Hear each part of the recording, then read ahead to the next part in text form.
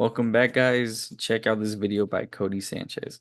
Two businesses I'd never buy or start backed by data. ATM rooms. One, the profit margin, anywhere from 1 to 3%. It's just not enough to scrape by. Two is the actual volume that these companies do. ATMs in general make on average about $560 a month unless you're in a crazy high traffic area. Three, these businesses increasingly are becoming less and less important as we switch to our phones and credit cards instead of cash. The next business is Amazon FBA. Amazon does most of the work. The problem is Amazon controls everything. Amazon allows for a ton of copycats. Not only do you have to be really good as a business owner in general, but you have to be better than a bunch of cheap Chinese copycats because they are going to come out of the woodwork. And that's not to mention that sometimes Amazon competes with you. It's really important that you choose the right games. These are two businesses that I would not choose. All right, Kirby. So I know we've talked about, I think, both of these businesses, and especially the ATM business. Most recently, I told you some neighbors of mine were involved in that. And you had told me, you might want to ask him what his profit is on that, because I was like, well, ATMs, that sounds like a good investment. But then you just brought it to light. I mean, it's really, think about it. How many people are using ATMs these days? And then come to find out, the guy is very successful because he's been doing the ATM business since the 80s, and he has very prime locations, casinos, malls, shopping plazas, like very prime high traffic places. So it made sense in that way that he is successful because of that. But he got in early, and I think if someone's trying to start now, like Codie Sanchez was saying, credit cards are the new thing. I know people are doing like credit card scanning businesses and stuff like that, payment processors. And then the Amazon FBA dilemma. But what are your thoughts on this? When I saw the video, that's the first thing I thought about with the conversation that me and you had about it. And for every investment, I do the same thing. Somebody tell me investment, I take a step back and I look at what's going on in the economy, or what are consumers' habits and what are they doing. I mean, almost every place in America take a digital currency. What I mean by digital currency, I mean credit cards, debit cards. I'm not talking about crypto. They take a form of payment that doesn't require you to physically hand cash. Girl Scouts even taking cards now. Everybody's taking cards. It's not a cash thing.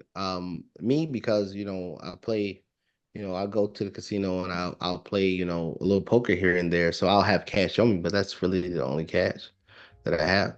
I don't sit there and be like, oh, let me go run to the ATM. Literally, the only time I go to the ATM is if I go to the casino. And if I'm doing it, I know that's what everybody else doing. Nobody's going to, especially me, like, me, I use the government banks, but so I don't have ATM fees.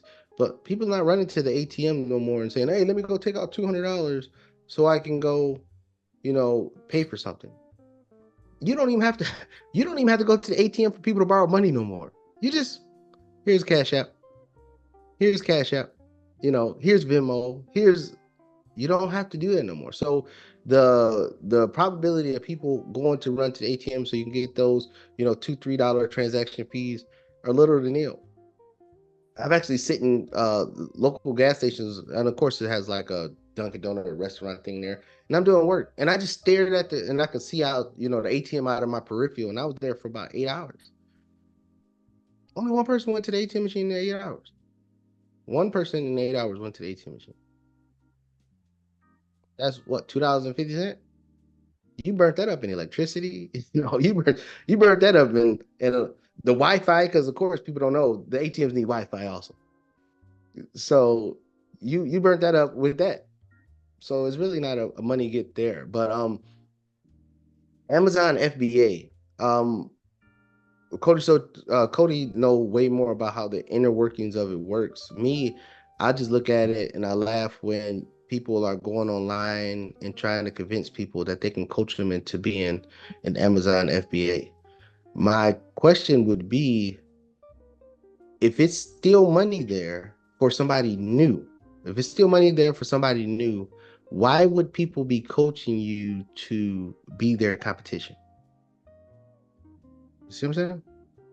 Just like when Herbalife and all those other things came out, all the people that's at the top of the rung of the pyramid, they already settled in and got, they got all the easy bucks. So now they start convincing people to, oh, come and sell up under me, come sell up under me. And I get a whole bunch of sellers. And if y'all do one or two sales, then I make a lot of money.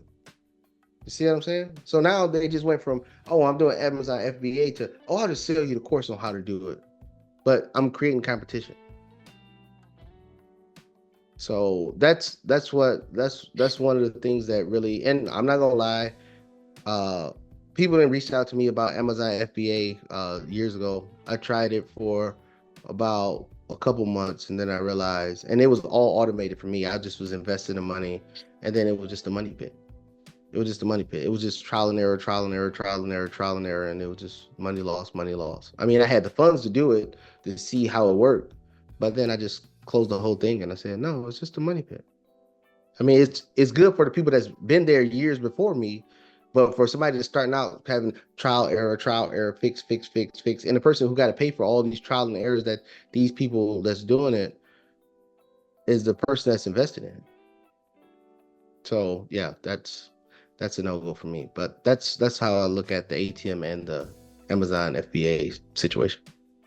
Yeah, the Amazon FBA side of business too, it's not like what it used to be. I mean, I know somebody that does or used to do Amazon FBA. He's recently sold his stores, but it's like Codie Sanchez said, there's a lot of Chinese copycats. And then if China doesn't copycat you, Amazon will copycat you.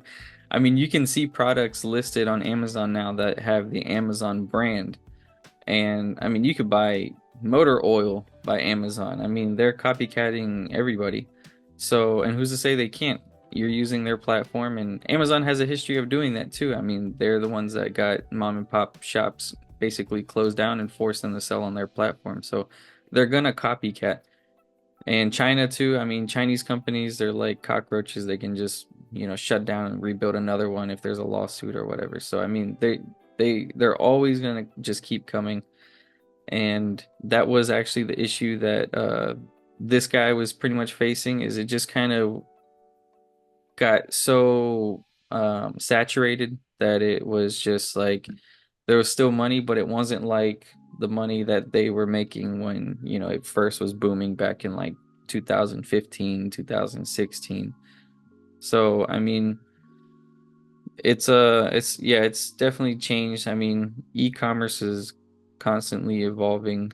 And that was one thing that I didn't know about Amazon. And I remember you had told me too, they will copycat you if they see that you have a good product. And if you're gonna sell on a platform and your business depends on that platform, it's like, do you really own a business? I mean, you kind of own a Right. side hustle. And so at Right. that point, if the person that, or if the entity that allows you a platform to sell on decides that they just want to seize your product, then, how far can you really scale that business? It's very difficult to do that. So I think you have to have more strategic thinking when it comes to making a business or anything like that, rather than just, oh, let me just do this side hustle that makes some money. So Right, and it's not mentioned on Codie Sanchez, and I have nothing against the industry. Digital marketing, that's the new thing.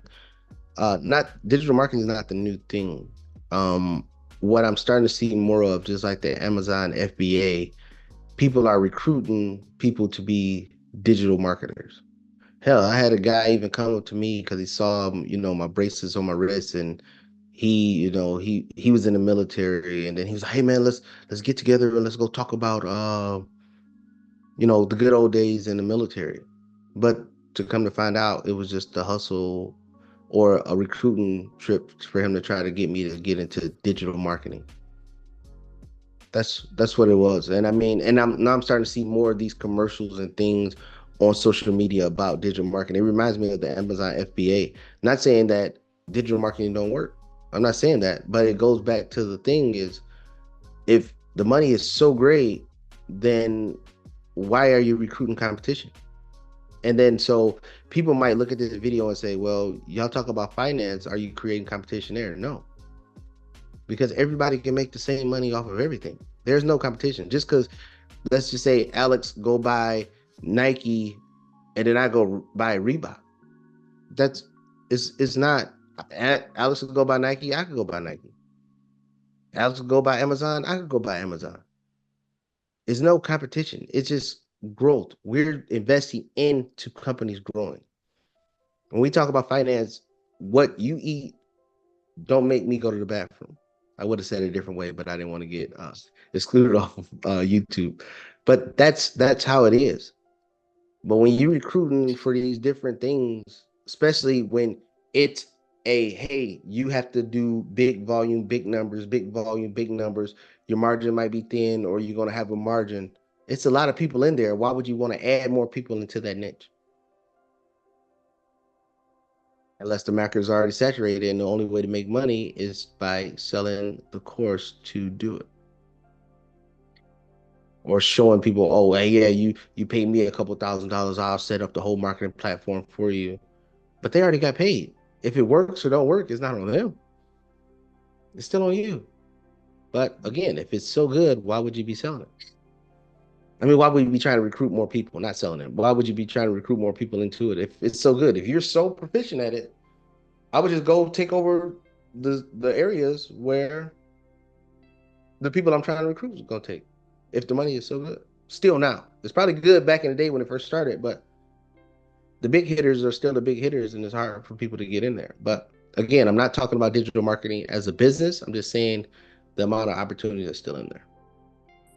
So that being said, though, guys, if you have any questions, let us know down below. Don't forget to share and subscribe, and we'll see you guys in the next one.